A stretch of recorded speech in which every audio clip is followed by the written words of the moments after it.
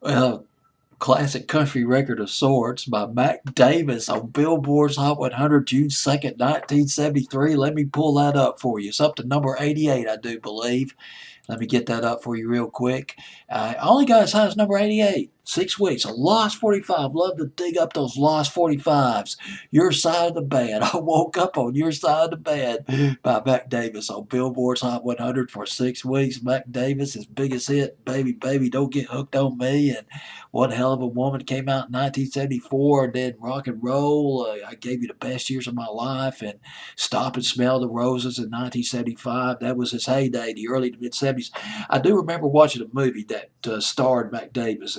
He played opposite Nick Nolte. It was a football movie. Boy, it was a kick-ass football film called North Dallas 40. Came out in 1979. I remember watching that movie at the Tide, not the Tide Theater. It was the theater at Ferguson Center at the University of Alabama. You could get in and see a movie there at a discount price. Saw a lot of movies at the Ferguson Center back in the day. Saw that movie over there back in 1980, I do believe. Nick Nolte and Mac Davis, North Dallas 40. But let's get into the music. Mac Davis, boy, speaking of kicking some butt, he did a lot of that when he was growing up in Lubbock, Texas. Graduated from Lubbock High School when he was 16 years old. And even though he was a small guy, he weighed about 100 or 125 pounds, 5'9". He constantly got into fights. Eventually joined the Golden Gloves, but he didn't make it into his own division, into their own division. So that didn't work out too well. He eventually left Lubbock. He went to Atlanta, Georgia, formed a rock and roll band called the Sots or something like that, Cots, and got a job with Liberty Records. Well, actually, Fiji Records, and then he became regional manager for Liberty Records, and then he started songwriting. And boy, God bless. Talk about a successful songwriting career. Elvis. He helped Elvis's resuscitation to the big time back in 1969. He wrote A Little Less Conversation. That was covered by Elvis. Memories, beautiful record. It was written by Mac Davis, covered by Elvis. And the Letterman did a beautiful version of that song when they did Memories along with Traces by the Classics 4. Their beautiful medley in 69. Memories written by Mac Davis. Mac Davis wrote In the Ghetto, which was originally intended for Sammy Davis Jr., but Elvis got it, covered it, and Don't Cry Daddy. Powerful record by Elvis, written by Mac Davis. Mac Davis wrote Watching Scotty Grow,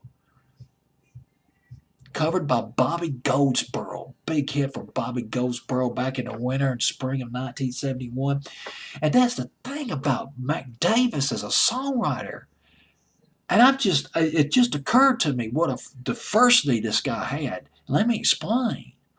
Here's a guy who could write socially conscious records like In the Ghetto, and write these family friendly records like Don't Cry Daddy or Watching Scotty Grow.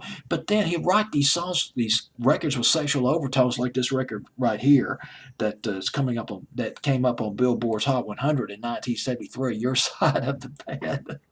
I woke up on your side of the bed, baby. Where you been? You gone on me. I might have to go to the bar down the street and cry in my beer. Yes. That's just, yeah, it's classic country. I don't know how it did on country, though, but it did do that well on the pop charts, but still, Mac Davis. Uh, of course, One Hell of a Woman. I already mentioned those other records that he did. One other thing. He joined Columbia Records in 1970.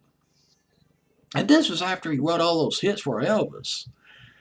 And he wanted to pursue a country music career. 2 years later, Baby, Baby, Don't Get Hooked on Me, #1, fall of 1972.